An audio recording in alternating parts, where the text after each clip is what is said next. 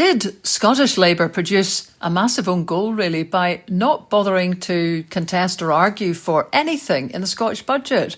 They decided to abstain, made life easier for the SNP, made life easier for them, but they have nothing to show for it. And it's left an impression in the press, at least, that there's not an awful lot to say about the budget. The SNP have sailed through. We discuss. We look also at the situations across the world at the moment. Minnesota in the aftermath of the terrible shooting there. And of course the US decrying the shooting of innocent protesters in Iran. We still wait to see today what will actually happen. So there's an awful lot on the go. Those are some of the headlines. Here's the podcast. Well, hi folks, and welcome to this week's Leslie Riddick podcast. Ms. Riddick, you're back from parts yonder, screening the first screening of the Finland film. How did that go out and about with the genuine community? In Carnoustie. It went down really well, actually. I mean, it's the same thing that people by the end of it, slightly jaws on the ground. What can we do now? Lots of questions about stuff I'm going to have to go and bone up on, actually, and particularly people fascinated about housing. It's always, when we went there, Gavin didn't have to go there. He lives there. But clearly, if you indeed, the Home Secretary, the British Home Secretary, Yvette Cooper, is in Finland today, totally looking at defence, security, war, preparations for war, all the problems that we'll probably come on to talking about with Arctic security and so on. And yet what people are interested in is actually the domestics, how the affordable housing really works, how cooperative housing works, what an affordable housing costs, because here affordable housing is, beyond everybody. So it's always like that when you sort of do a film that majors on what's really important for the country. You get everybody's interest is in the nuts and bolts. So, we might have a wee kind of finagle of some of the editing to kind of put more of that into it. So it's a learning curve, isn't it? What did you say? This is like... It's like the Disney Corporation doing their test screenings and getting audience feedback so they can get it really. So, Carnoustie, you have been our Disney. Thank you. Yes. Just say that due to the ever-changing landscape of the UK Labour government, Yvette Cooper is now the Foreign Secretary. Oh, sorry, yes. Well, yeah, indeed. You've got to keep your wits about you for these boys, and more on that later. But we've delayed the podcast because of the big... action in Scotland yesterday, which was the Scottish budget, which of course has been much delayed owing to the fact that the UK government budget was much delayed. So we had Shona Robison yesterday with some big announcements and some interestingly positive feedback, I think, across the board, or very little negative comment in the run-up to the election. Yeah, and I was watching again. We watched Scotland Tonight last night. There was some kind of criticism from the trade unions that, here we are, there's been moves to try to essentially make people with big houses pay more. There'll be a very hard to explain how it will be done revaluation only of those, top banana houses, basically. Which will, there's possibly a few wee difficulties in there. But nonetheless, I mean, how many punters are going to say aye? They've got an objection to 1 million quid houses being asked to pay a bit more, even if it's only a token amount more. However, obviously, there was a commitment by the SNP to overhaul the whole council tax system in 2007. So, you feel like a kind of hoodie at the kind of wedding here, where you're kind of having to crawl that actually this is still not getting to grips with anything about a regressive system that is just going to keep blundering on. But still... And then, obviously, on the tax thresholds, moving the tax thresholds up a bit sort of stops the lower to medium earner creeping into a higher tax band, which again the average punter will like. The jet tax. I don't know how many people. I think there was a statistic about how many jets. The Greens were pushing that hard, and then the interesting thing about that, I mean, listening to it. The moments where you sort of perk up is when Shona Robison, who is a deeply not political kind of performer, she doesn't tend to do too much on the political jibe front, but by gum, she had a fair old go at Labour, because Labour had decided already they would abstain, and they hadn't bothered their backsides basically to go in, as the Lib Dems and the Greens had done, to try and kind of get something out of the budget, and then turned up and did their, the pointing out all the problems with this and that and the rest of it. So she really had a kind of bit of a jibe at them, which was, quite amusing, and said, asking for something is always a good start if you're going to be critical. And she said, third time lucky, better luck next year, because that's the third year that there hasn't been negotiations with the budget. So, however, there's stuff about hospitality, which, I mean, if you're not in the trade, it probably goes over your head a bit. But I have a friend who runs a hotel in Ullapool, or whose family run a hotel in Ullapool, and there was a revaluation which has resulted in something like a 400% increase in the amount of rates payable. And this is the kind of thing that is actually, they're at their wits' end as to how they're actually going to manage this as a business at all, and potentially thinking of that closure might have to be the way out. So what was announced in the budget, which was just a sort of, the rate was pulled down a little tiny bit, it's not going to dent the enormous size of the increase that a lot of hotels and places are facing. So I think that one is still going to lumber on, and just, I suppose, is just looking for somebody to champion it. And it only needs one big hotel or something like that to go down the tubes that people are very attached to for it to just look like a very counterproductive measure. Yes, and there obviously was significant amount of a change in regards to the business rate. So there's been a reduction in the lower and the mid rate of the actual poundage that is charged, as well as some transitional even help for businesses facing these rates increases as all the rates and properties have been revalued. And of course, this is why we've not revalued council tax since, what, you'll be better at this than me, is it 1990 something, 1989? Because that kind of bill shock is very, very difficult to deal with. So, I mean, that seems to have been welcomed in some quarters by business, and certainly the kind of business papers haven't been as out and out hostile to the SNP budget as you might expect them to be. There's been a kind of reasonable degree of positivity, or a kind of lack, as I say, of negativity. But that hospitality thing is, has been quite a kind of key plank of the budget. So you're saying it's still not necessarily reaching not for my pals' kind of way of looking at it. But I mean, like, they're looking as a hotel at an increase of 17,000 quid this year to pay. And in addition to paying more on the national insurance front, having still got problems because of Brexit with staffing, but all of the other problems there are, it's just kind of beginning to look like it's not possible to meet it. There's many businesses are just reducing, from being a 7-day a week down to 5 days a week now, perhaps weekends. Got to say, that was the case in Ireland when I was over there, and I don't know if it was all to do with rates there, but still, all of that means it's just going to be very difficult. So anyway, we'll see how that gets picked up. Old punter, I'm sure plenty of people have experienced that kind of disdainful look that you get in and you say, have you booked a table? And you think, no, but you do appear to be half empty. But of course, actually, they're only working at half capacity, so they turn you away. So, there are certainly big problems within hospitality that have not really kind of shaken themselves out, even, this far down the line. And COVID. I do hear that. I mean, people will appreciate that the small business bonus means that small businesses, the hairdressers and the kind of wee shops and so on, cafes, they are essentially immune from paying rates, which seems fine. However, it looks as if each regional area assessor has been told to maintain the same income.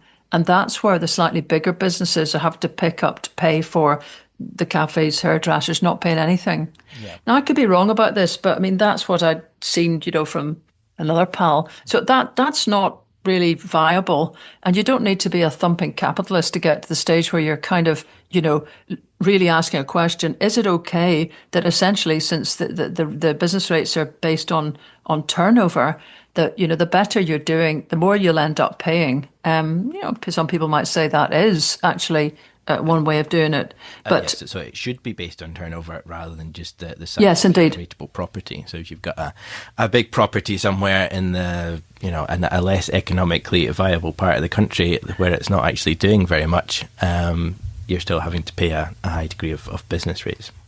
So anyway, we'll see how that all pans out. But there was other things I thought were interesting. Haven't had time to look into it because we've been fairly busy on other fronts. But I did hear a little mention of bus franchising regulations going through, how that affects the budget particularly. I'm not entirely sure.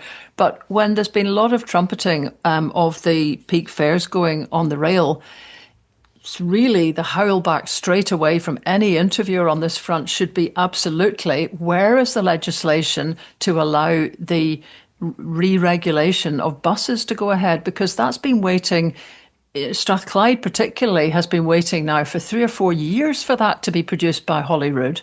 So that's got to happen. And there's just a tiny mention of that, but let's have it.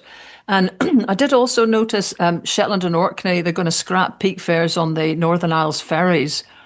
Now, there's quite a big push going on actually in Shetland, particularly with a candidate there, Hannah Mary Goodlad, who's possibly in with a pretty good shout, which would be for the SNP, I should say, which is kind of a bit, historic for Orkney and Shetland, which have almost always returned Lib Dem MSPs.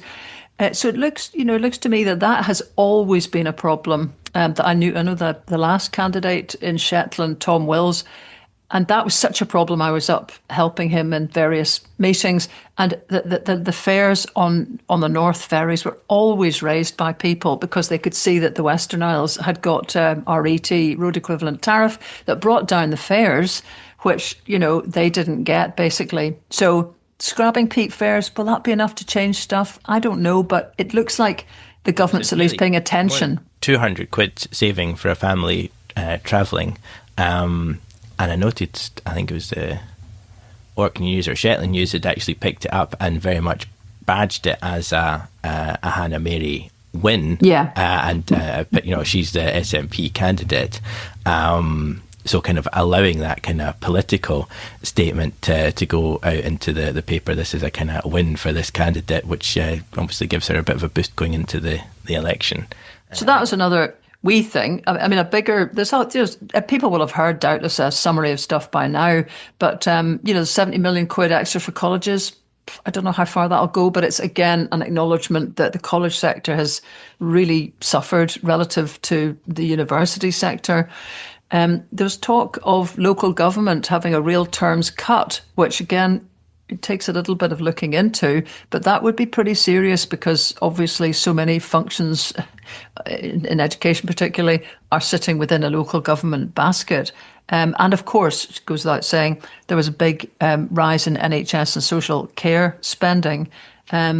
So, overall, it sounds, as you say, the response to it, probably because there was no massive opposition apart from the Tories, which is, with the writing on the wall for them, it just feels like that's not, if you didn't have Labour voting against it fundamentally, it feels like the story's not quite there.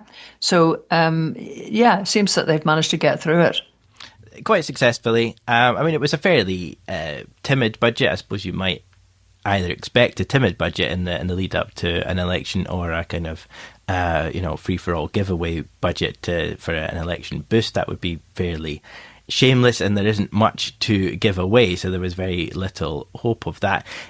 It was more of the kind of same Swinney managerial type things. Everything got sort of little titivations here and there, but nothing particularly dramatic.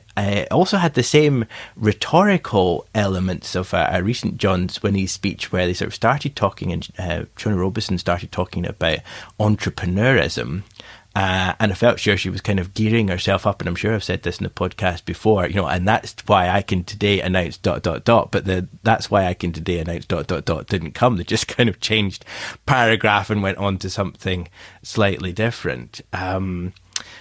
Good news, I suppose, there was money for supply chain, for offshore wind and trying to ensure that there's more diversity and sustainable supply chain offshore wind, which will be a direct boost to the economy. And that comes just the day of, or the day following, the announcement that the SSE's Berwick Bank, this is a huge offshore, I think it's the world's largest offshore wind farm off the coast of East Lothian, had been awarded a contract for difference from the UK government, which means that can now actually go ahead and be built. So it was given permission, consented by the Scottish government last year, and has now won a contract for provision of electricity. So that can go ahead, and there's been this extra money in the budget to improve the supply chain for offshore wind. And of course that kind of ties in as well to some degree with the extra money for colleges.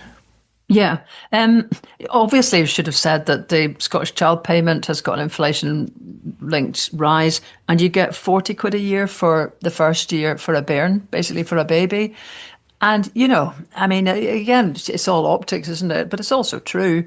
Shona Robison basically saying we're going to give more money to families with babies to make sure the baby's first. I mean, as soon as you say babies twice in a sentence. Yeah, you can hardly, and I object to that, to take your baby and stick it I don't care about your baby. I don't this, that, and the next thing. But still, you've got to look. But the thing I noticed was that the most recurrent theme I heard in it was comparisons with England. And whilst there wasn't a sort of, a lot of overt politicising or whatever, the constant comparison, the bit that's been clipped into the TV and radio news a lot, was you are getting these advantages because you live in Scotland and because there's an SNP government. Take that, yabams. Yep. Which again was, didn't get the sort of kickback that you might have expected. And actually, even when it comes to the questions of taxation, she was constantly saying, you've got to remember the social contract, which was another a cheeky one, since it was, one could arguably say it was Labour that started that sort of framing. But nonetheless, the social contract in Scotland gives you this whole bunch of other advantages. Slipped into the bottom of the discussion, which was again picked up in Scotland Tonight, was, however, there going to be, and I can't remember what the euphemism for it was, because strangely my brain just doesn't remember bullshit bingo contestants, so it was something, and I shouldn't really make light of it because it basically means 11,000 jobs losses. It's the kind of tidying up, or what would you say, integration of backroom operations across public bodies and so on, which has actually been slightly on the go anyway. It's an Ivan McKee kind of thing to try to make sure that the backroom functions of stuff like a health board and the council, that the HR departments are kind of one behind the scenes or whatever, to try to amalgamate some of those things. You could have a much longer discussion about much of this, because still this goes in a direction which many of us are worried about, simply from the size. We've already got the largest units of everything, and now we're essentially creating one larger unit, when some of the solution is to have far more local control, which would let health be administered, as it is in every other country practically, by genuinely local councils instead of health boards of any size. But still, that's for another day. It's a whole big one. But still, when pushed on it, as to how many job losses there would be, and again, Colin Mackay, good interviewer, kept on at it until a number came out, 11,000. Now that's not small. No, I mean, much of those 11,000 though will become what they euphemistically call natural wastage. Yes, Shona Robson said that indeed. So, I mean, you don't feel that as much, and these are not compulsory redundancies or even voluntary redundancies, which tend to be very expensive for no very much benefit. That posts will simply disappear over time and not be re-recruited for. Although it does mean, like, people like me who had a short stint working for the civil service and actually worked my socks off and made all sorts of improvements, which they weren't necessarily all that keen on in certain areas. We don't like improving things, thank you very much.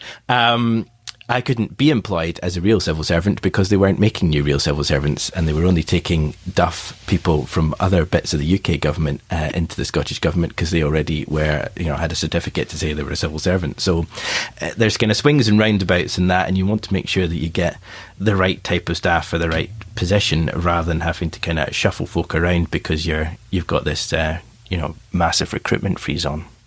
Indeed. But I mean, as you said at the outset, it doesn't, it feels like in net terms, just from the reception or whatever, that has not been a bad budget for Shona Robson for her last one, and doesn't seem to have yet produced too many clangers that the rest of the press have picked up. Of course, everybody's slightly preoccupied with other things. I should just tip in when you mention the mention of the wind farms. I don't know if this is if that huge one, the SSE one, is going to be. There's a news that Ed Miliband will be making a big announcement about offshore wind today, and presumably that's it. Is it? Well, if not, then there's more. And it just, in fact, no, yes. Well, it could be because that was just a couple of hours ago, actually, that contract was announced. Right. Poor blimey, you are on it. But it's just also to say that just because I seem to be in the centre of this now a bit, having made that film about the kind of onshore issues with wind farms in the Highlands, there's beginning to be a kind of a bit of a movement spreading across Scotland with that, because now there's going to be a Scottish Borders Convention, a bit like the Highland Convention, taking place on Friday of this week at Jedburgh Town Hall. I know that people will therefore go, God, how do I find out? The trouble is, it's not, there isn't a sort of staffed, this isn't a gig that's got contact details for more than, the person who kicked the ball rolling, which is Helen Crawford, a councillor in the Highlands, who's going to be at this thing. But nonetheless, and actually, I was over at Tainault showing the wind farm. There's a couple of lasses from Tainault that are going to go down to Jedburgh. So there's just the beginnings of people beginning to cross the rural the rural divides to try and establish some common cause on this. How far they'll get, I mean, it's so far talk to the hand when it comes to any sort of local control over the levels of wind farm, or any requirement to get far more cash out of it. But we'll wait and see what happens. Well, that's very interesting. We'll look to see if we can try and report more on that as we go along. I suppose it's not a kind of spectator sport. Yes, they are mostly based on community councils, although I don't know the composition of the Borders one is absolutely that, but still, there it is. Just before we leap into all the foreign stuff, I also noticed this morning there's been a new opinion poll in Wales, which is completely gobsmacking because it has Plaid Cymru now storming ahead with 37% of the vote predicted, with Reform on 23%. Now, just even a month ago, they were neck and neck, followed by the Greens at 13% and Labour tying with the Tories with 10%. Now, just let that go in, everybody, because that is mind-blowing. The degree to which people are sweeping right in the opposite direction now from Labour. You don't need me to tell you, but perhaps you do, that, Labour has run Wales for 100 years, one way or another. Obviously, there hasn't been devolution for 100 years, but it has returned, a Labour majority. And here we are with them going to be last. And with Plaid now being the party that's picking up, I mean, there's got to be a relationship there, actually, as we've discussed before. Started with, well, it's probably started before Caerphilly, but it's obvious then that Labour voters, seeing that the game was a bogey, decided they were absolutely not going to be letting Reform in, so they switched right across to Plaid. So that should have an impact on us. Not that you'll hear this reported anywhere else, I would guess. On the mainstream media, but I mean, in that the Scots, Welsh, and to an extent Northern Irish are sort of keeping a weather eye on one another. I mean, that is extraordinary, because this is now not. I should be interesting to see what support for independence is like in Wales, but I would suspect that probably the share of support for the party Plaid Cymru is sitting at the same level as support for independence. Whereas here, obviously, there's greater support for independence than there is for the SNP. I just thought I'd pop that in. Well, I wonder if they will go on the naughty step then, if they do elect a Plaid Cymru administration and the Senedd, just like the Scottish government is, and Douglas Alexander is allowed the Welsh government to spend its local, inverted commas, growth fund, which is UK government money. This is the kind of rebadging, I think, of the Levelling Up Fund, and money that originally would have actually come from Europe, or would have been an EU directive to fund, has been allowed to go to the Welsh government to spend as they wish, but the Scottish government are bad actors and naughty bad people, and they have to be bypassed, and it means that you can just give the money to kind of Labour heartlands and places where you think you might have an electoral advantage, perhaps, bypassing the Scottish government and devolution. It was kind of astonishing. I listened to Douglas Alexander on a wireless trying to explain this and being, pretty obviously challenged on the difference with the approach to Wales. And he wasn't even making an attempt to justify the total different approach. It's just extraordinary. And I don't know if, do they think this will do any particular good? Because, if you're old enough, which I certainly feel I am these days, you've watched successive governments of different stripes trying to buy support, Boris, whoever else. Remember this Boris wanting to have things badged with a Union Jack at one point to sort of muscular unionism. Yeah, that one. But you see also the question of the actual badging, because he kept seeing, EU signs. They're still sitting kind of, even though we're out, they're still sitting decaying on bridges all over the Highlands, basically, Nobody thanks you for it because, okay, the councils may know where they're getting some money from, and people might now, I'm sure councils are, are very torn between who it is they're trying to appeal to for what. But as far as the average person's concerned, they're just not watching any of this happening. And that level of different treatment for a Labour country and an SNP-led country, it's just, you just can't defend that. No, and you can't imagine anybody that actually had a proper federal system being able to treat different parts of your federation so completely disproportionately differently. I mean, I'm not anywhere close to federalism, but, we do have a devolved constitutional setup across the different parts of the UK, and to just go ahead like this brazenly, for what exactly? I mean, all it really ends up with is that your local Labour MP will be able to put out a press release that might get, a half a page in the local paper saying, and of course I've requested funding for, X community centre, or I'm pleased to see that so-and-so has been awarded whatever. And then, tomorrow everybody's forgotten about that and it's moved on. They don't necessarily see this as anything. No, it's worse. It's worse than that, because it doesn't even get into the paper, because the government that you belong to has done yet another U-turn, which wipes everything off the front page. I know this is probably not the order we're going to tackle this, but I mean, this morning they decided, the UK government's no longer going to make digital ID mandatory for workers. So it'll be optional, big rollback from the original plan, which was going to be compulsory digital ID as part of right to work verification, which is part of the sort of trying to get illegal workers off the streets and, clamp down, blah, blah, blah. And I mean, how Labour MPs are dealing with this? Well, they've all been sent out to have to try and argue for this. It was extraordinary to see that public support for digital ID was about half the population was supportive. Straight after Keir Starmer announced it was going to happen, it's down to a third. Now you got to wonder actually what's in that. It's partly Keir Starmer definitely now has the reverse Midas touch. So there's that in it, that just him actually clumsily working his way through it, and also making digital ID sound like it was only going to be implemented to try and catch out migrants.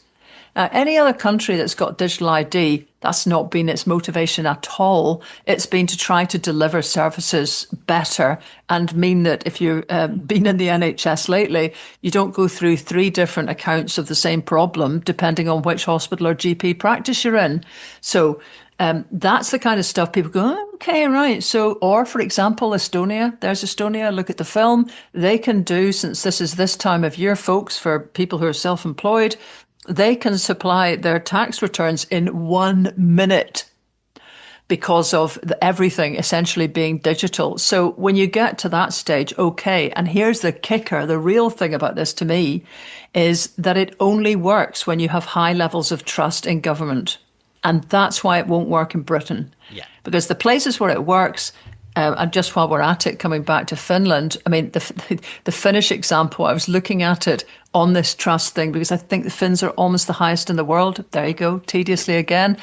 But if you compare it with the Americans, for example, The Americans, only 17% of Americans trust the federal government to do the right thing most of the time, which is an historic low. The proportion in Finland, 17% in America, 47% in Finland, the OECD average 39%. So, you can't, this is why this is really important, because the inability to trust governments totally limits even potentially sensible moves, because everybody immediately suspects that they're up to something. And for a lot of people, this will also have echoes of the poll tax. It casts that long a shadow where people actually don't want to be registered to vote, don't want to be found on official systems in case arrears are chased. And that's the level of difficulty you're coping with. Was one idea of Margaret Thatcher and everybody thinks she has gone and her era is past. In so many ways, it still hallmarks things that cannot be done easily here. But I think you were quite charitable there by saying he clumsily walked through it. I mean, this is the 13th significant U-turn of Keir Starmer's premiership. And the way that this was rolled out was at a Labour conference, I think, was the most unbelievably cack-handed and appalling thing that we talked about at the time. A, linking it to migration, B, the mandatory nature of it, and just no warming up. This was supposed to be and was deliberately designed by his team to be a kind of big, bold, out of the blue, you weren't seeing that coming announcement to counter the kind of reform style arguments and to show them as being tough and deliberate in their actions, rather than warming people up, talking about the benefits, thinking about it, pitch rolling as they insist in calling it, and getting to some kind of settled position where this could be rolled out, or where it had been kind of incrementally, the system had been built and it was kind of ready to be all tied together. And now they've had to roll back on it, making them look like complete idiots, and just continuing a narrative that this government actually doesn't know what it's about, doesn't know what it's doing, and can't make up its mind. Totally, and I see there's quite a lot of people online having a bit of a laugh with dear old Wes Streeting, who apparently, yesterday was talking a bit beyond his brief. He was at the Institute for Government's conference and said that his party's New Year's resolution should be to get it right first time. Ooh, Mrs. I see also another wag is kind of saying number 10 is bulk ordering motion sickness tablets. It's just, but it really is pathetic. But seriously, this it does is show pressure what that they're creating on themselves. Yeah. These are kind of unforced errors. It's not as if this is. But see, from your experience of being in the house, how do these guys? I'm guessing that a lot of people that listen to this podcast will not be doing more than crocodile tears for Labour MPs. But I mean, these guys, have been marched up the hill and down the hill so often. And the MPs are sent out to defend stuff, take the pain for it, and then suddenly there's a U-turn behind them. I mean, how will people be feeling about that now? That is actually really genuinely undermines morale and has very long-term effects on the kind of psychology of your MPs. There were umpteen things at Westminster where the Scottish government or the Scottish end of the SNP in Edinburgh were not interested. You just do what you think, and you're the spokesperson, and you know what you're up to because it's all, reserve matters. And we're kind of plugging away a line that had been agreed, and then one failed tweet by Nicola Sturgeon or a change of mind by Fiona Hislop or somebody kind of finally getting around to reading the papers. The actual government papers would cause this. Actually, no, tomorrow we're not doing that. And you'll need to go into the chamber and embarrass yourself and stand up and say something completely different to what you said yesterday. And it has a very lingering and kind of malignant feeling, unless you're just a total automaton. Can you imagine the embarrassment of kind of plugging away at this line for 8 months or something as something's progressing through Parliament, and then coming out the following day going, actually, I don't think that anymore because I've been told to stop thinking. Do you remember? I don't read Private Eye so much these days, but back in the day, was it the Glenda Sly column that I always rather liked, which had sort of, the same story from two different perspectives, which is, wow, you got to love this. It's tremendous, tremendous. And then just, new paragraph.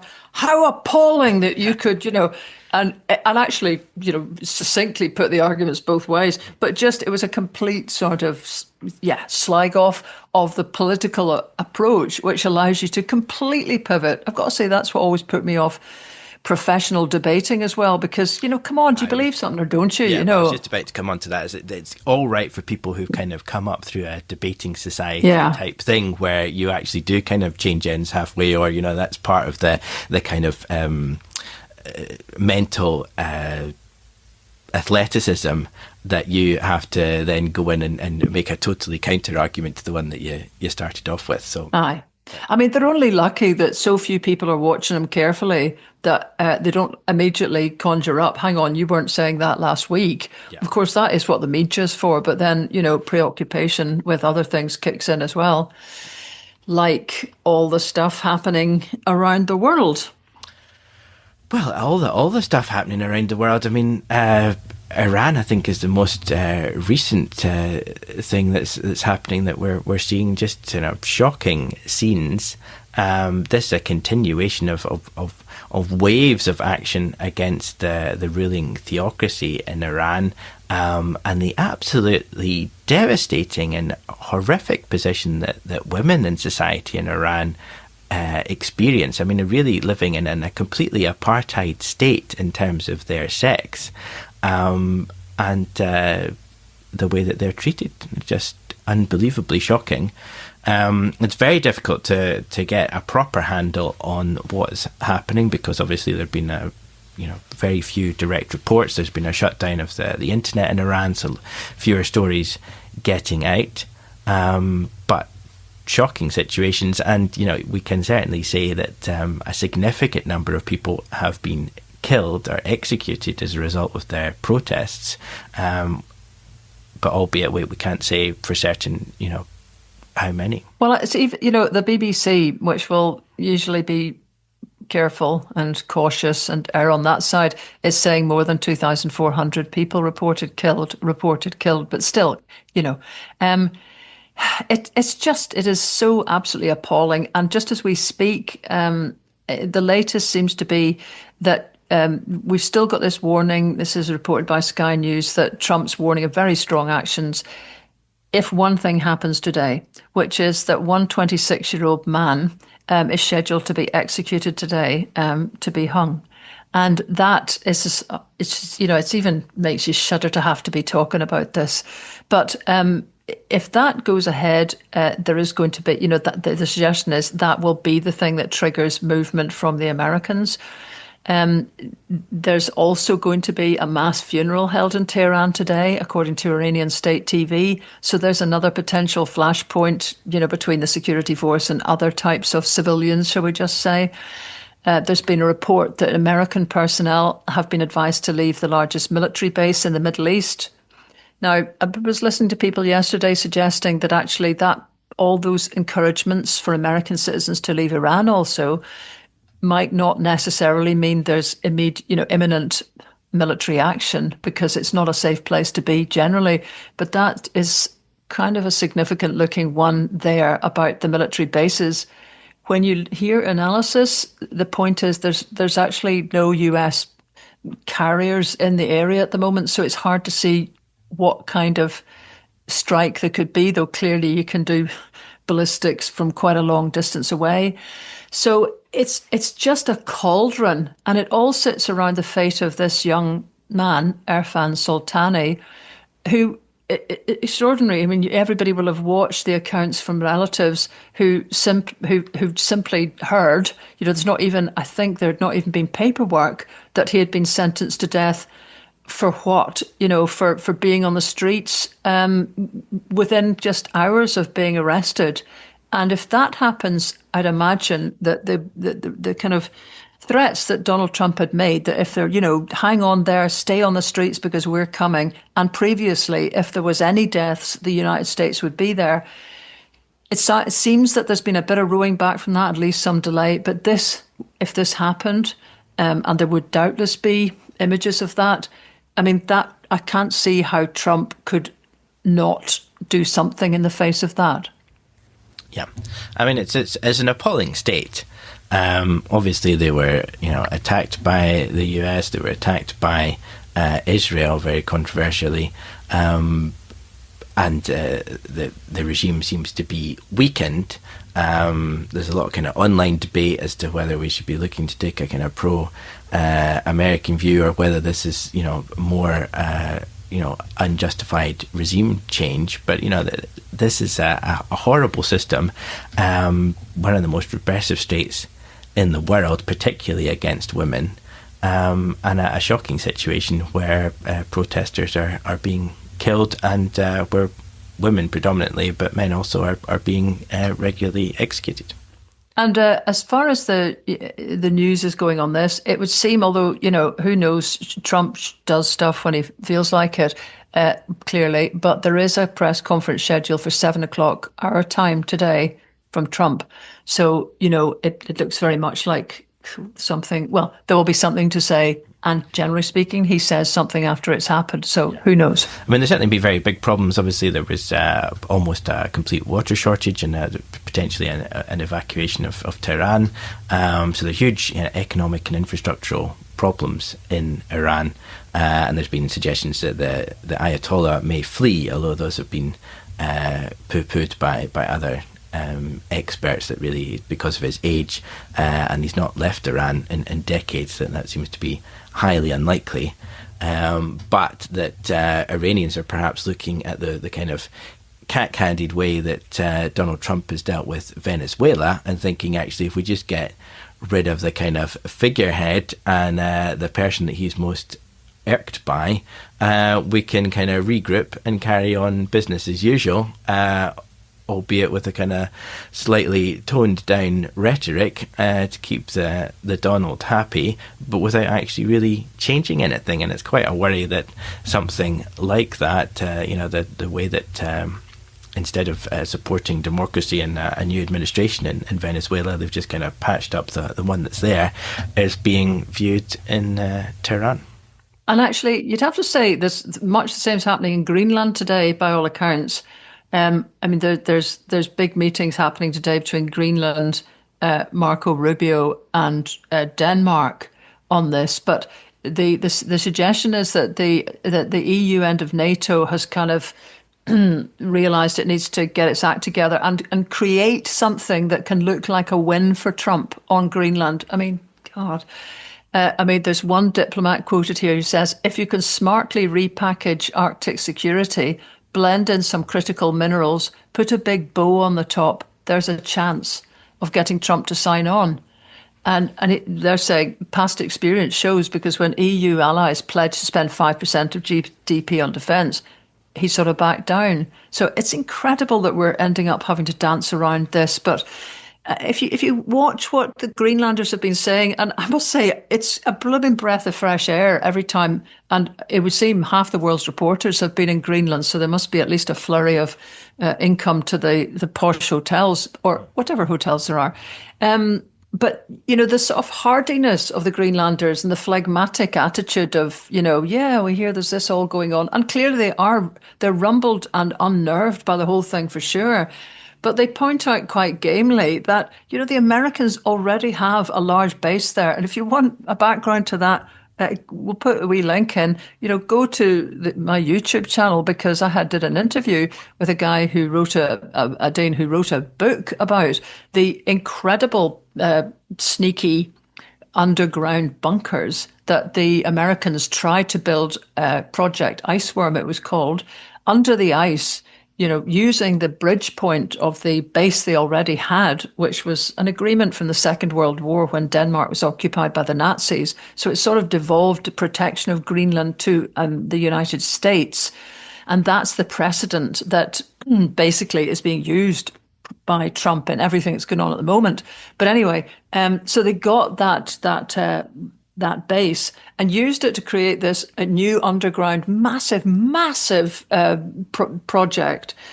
which was going to house 600 nuclear weapons. I mean, it's extraordinary. And happily, in a way, what did for that was not any diplomatic intervention or anything else. It was the ice beginning to melt around, just the probably climatic changes anyway, but around the amount of energy that was being put into creating these tunnels. And you'd have to say the original base was powered by an underground nuclear power plant, right? So this is just to say they've all had well, they claim it. They claim that was a B-52 that crashed. So they're saying, oh, that's just an accident. But the point is, they've had previous, they've got previous, and they've got present. They've got a blinking base. They've had many bases in the past. And the Greenlanders are put as many troops on it as they want, and exactly the Greenlanders. I think they reduced them quite significantly to save themselves some money. So the Greenlanders are just quite phlegmatically pointing out that if they, knock yourselves out, if you want to put more sort of troops in here or expand your bases, you're welcome. I'm not second guessing the Greenlanders, but that's their approach generally. And on the rare earth minerals, there is, as I understand it at the moment, as they're pointing out, currently no American company prospecting for them. Because it's difficult. This is a nightmare because the whole thing is covered in a vast ice sheet. Exactly. And even if you've got everybody going, the Northern Passage is kind of, which is true. This brings us into the kind of shadow fleet vessels that are a worry now coming in from Russia because they can basically come across the Northern Channel right round the top of Scandinavia and down towards us. Into the Atlantic that way because of climate change, meaning that even in the winter, it's possible to get some movement in that passage. But nonetheless, the point still remains, it's blimmin' beyond Baltic, so that the companies that have gone in have had a go. Same with the oil companies. I mean, Cairn Energy actually had a go prospecting for oil. And that's now been banned by the Greenland government, 2021. I think, no more oil. So there's a cap on those sorts of prospecting.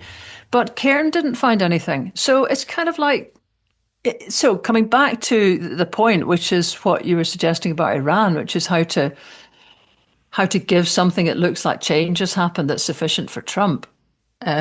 This is exactly what looks like it's happening today in Greenland. And sort of in a way then, if you hear that later in the news, don't be, in a sense, fooled because offering some sort of input, critical minerals and, Arctic security, that's kind of on the table anyway.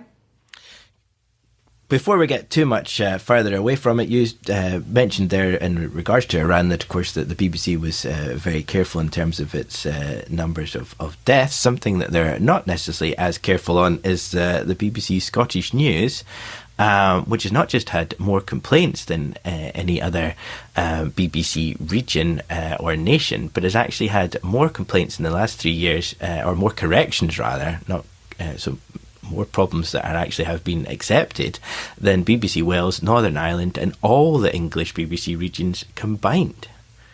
Yes, I mean, it's hard to know what to make of that, but I'm sort of tempted to think, well done, the Yes Movement myself, because I suspect from the level of people who send me copies of every complaint they make to the BBC that, people are very on it. I mean, I think that correlates with the highest levels of dissatisfaction with the BBC and the lowest rates of licence fee paying is all Scotland. So it would make sense. I suppose the only variable in that is that if they are correcting things, then at long last the BBC is not doing talk to the hand, but is actually changing stuff it got wrong. Yeah.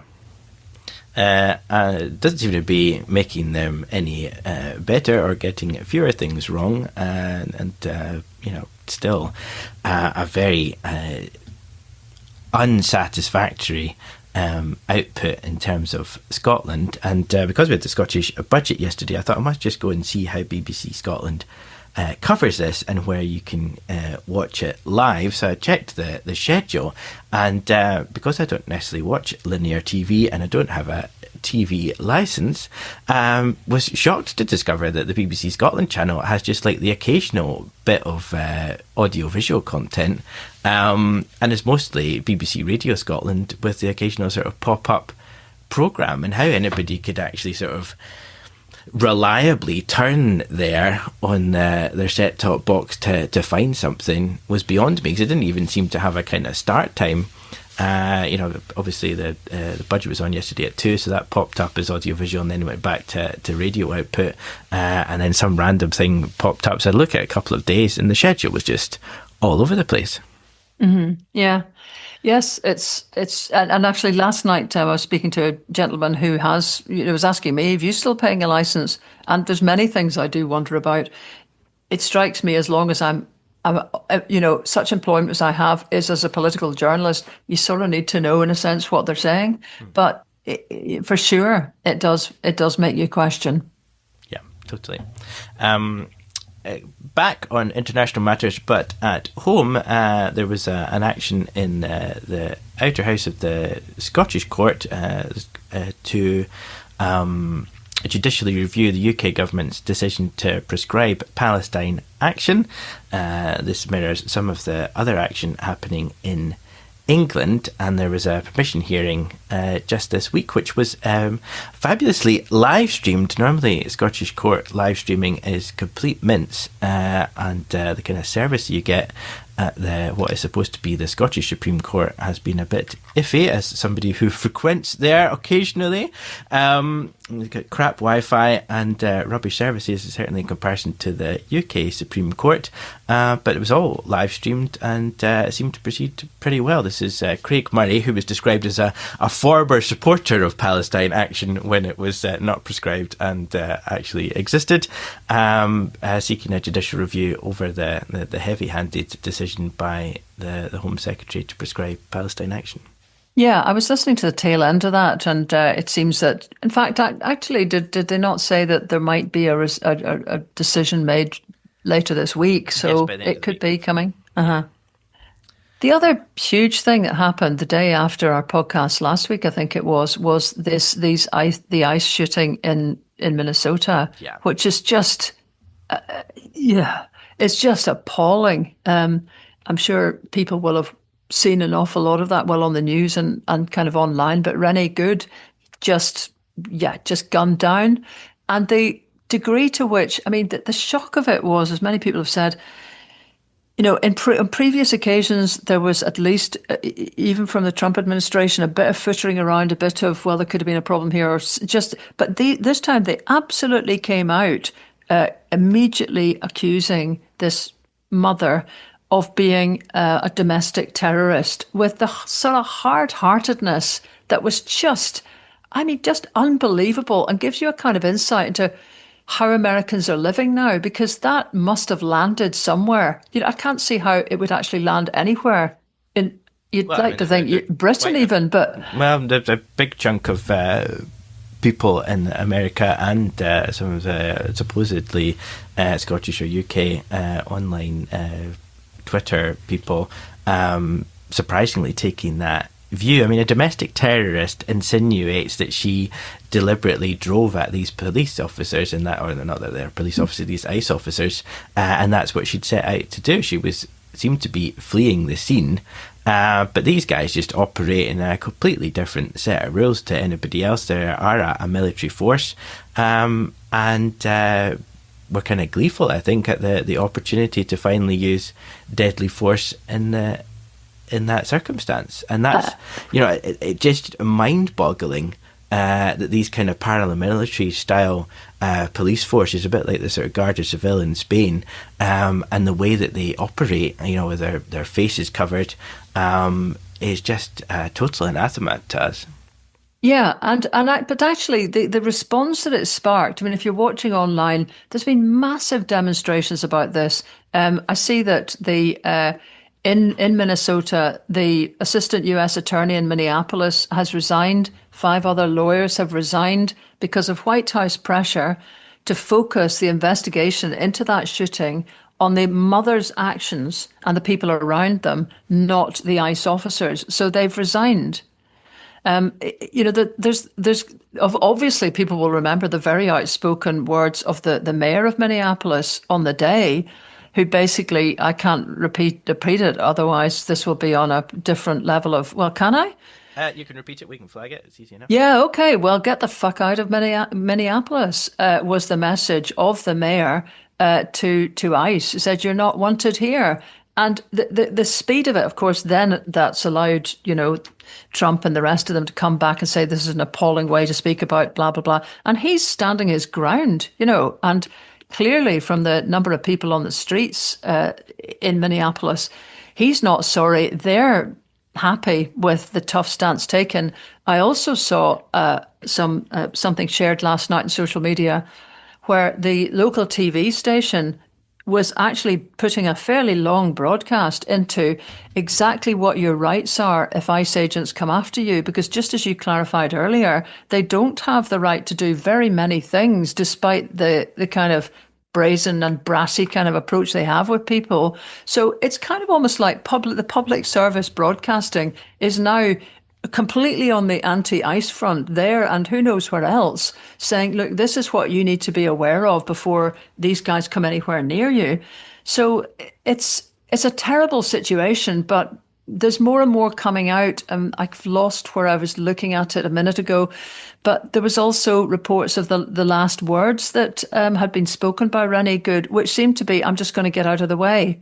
Now, I'm not quite sure because I'm not looking at it where that came from, but I mean, if that stood up and verified, I mean, come on. It's just... That was the other weird thing about it, of course, is that has come from the body cam footage that the ICE agent was wearing, which they put out very much in vindication of the guy, which didn't seem to make any sense. And it just... there were even US experts talking about the fact that in these circumstances, you don't have to engage the person. Coming up in full, camouflage gear with your helmet on, your mask, and your you brandishing guns at people actually makes ordinary citizens who are not military trained act very poorly. And if you want to de-escalate a situation, you can actually back off from them and try to get them to calm down rather than escalating it to a point where you get to use your weapon rather than deal with the situation properly.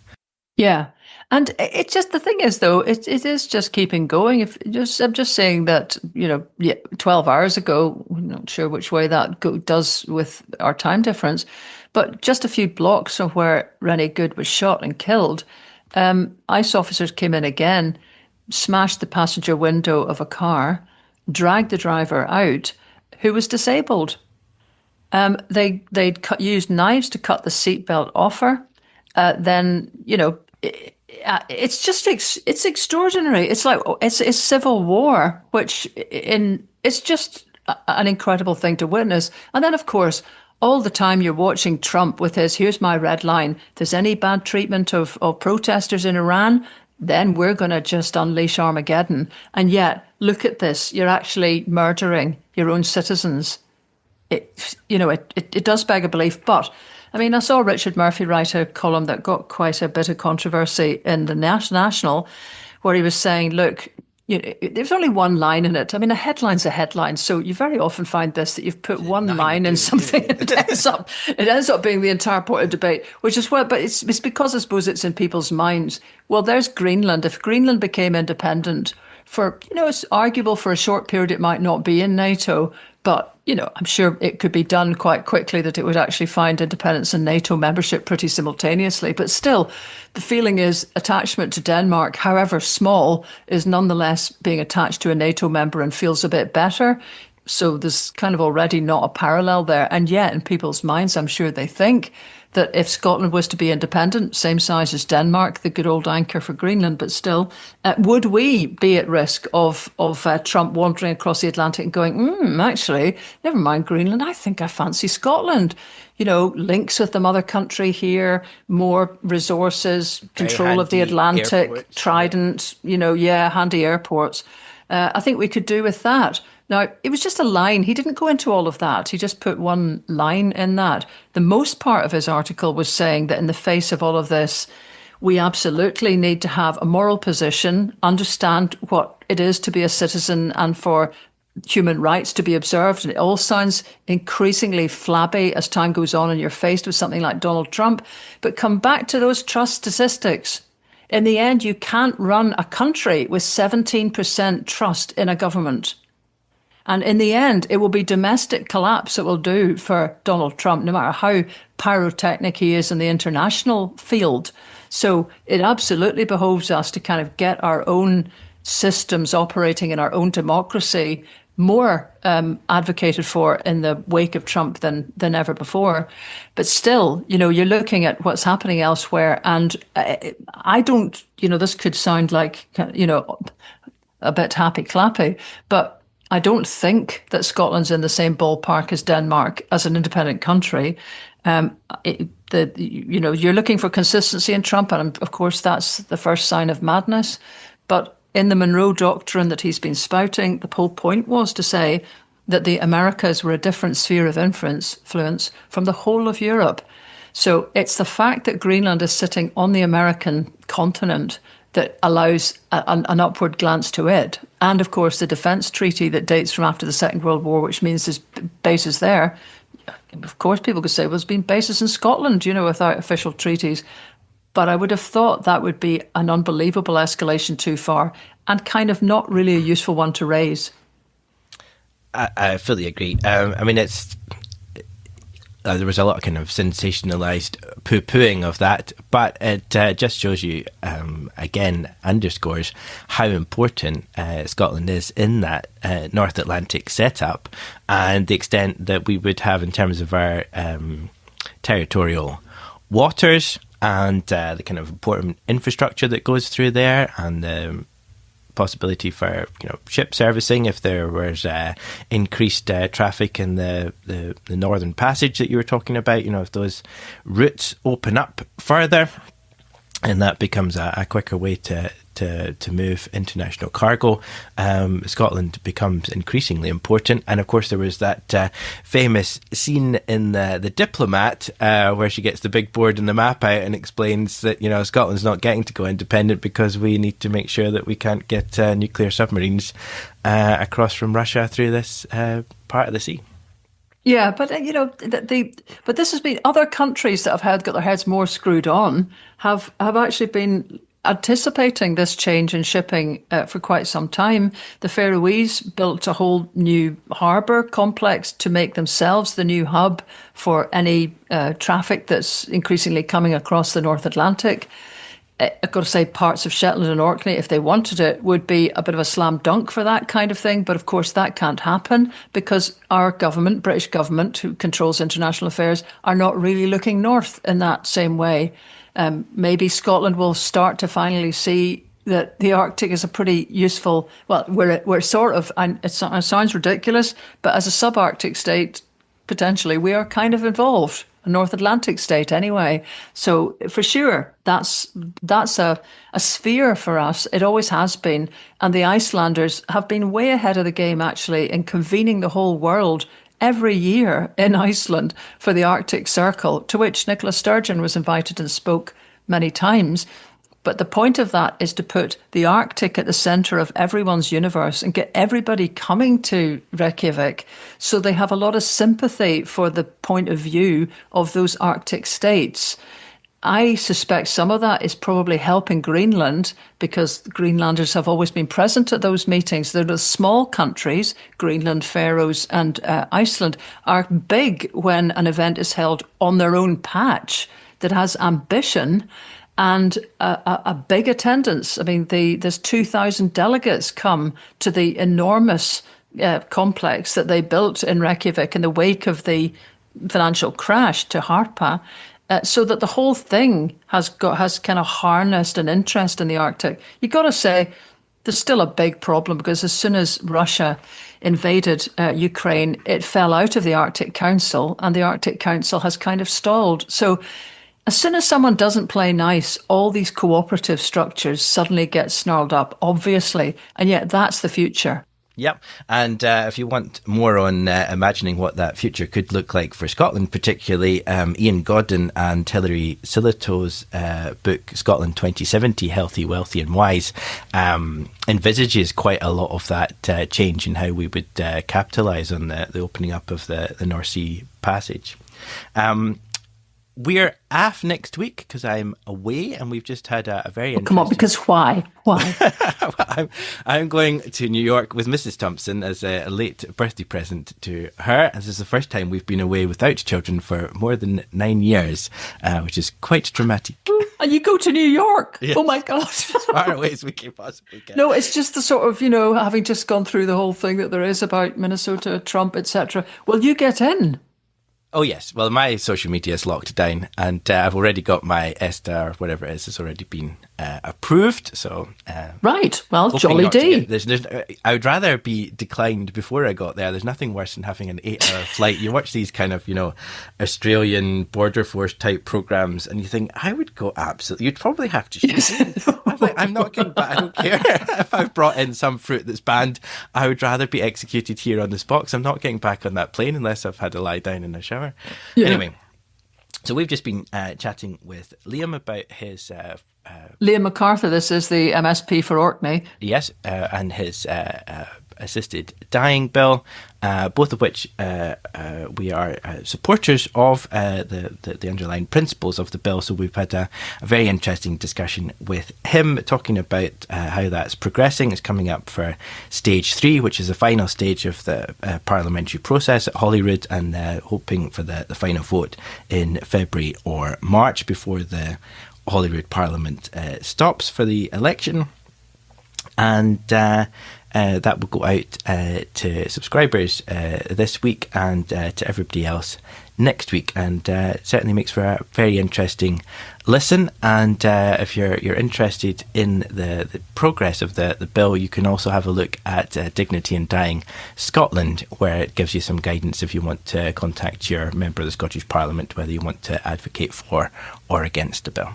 And just, this might be a bit by the by, but just, something we talked about before is your constant reference to Mrs. Thompson and your offspring. It's not just because you're some sort of, slightly straighter guy than everyone would imagine, zipped up the back, but because both of us are very wary about putting names of people close to us into the public domain. I always have been. So I don't think I've ever mentioned my stepdaughter's names.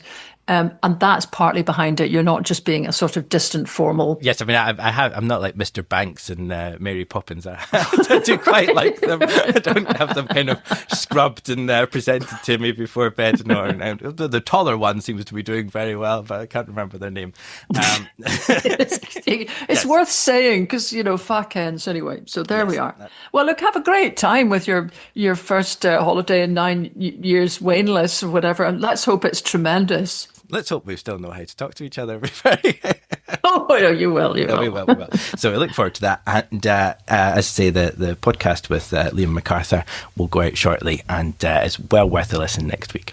Yep. And then we'll see you in 2 weeks, chums. Indeed. Well, and on that note, we'll wish you well and see you very soon. Take care.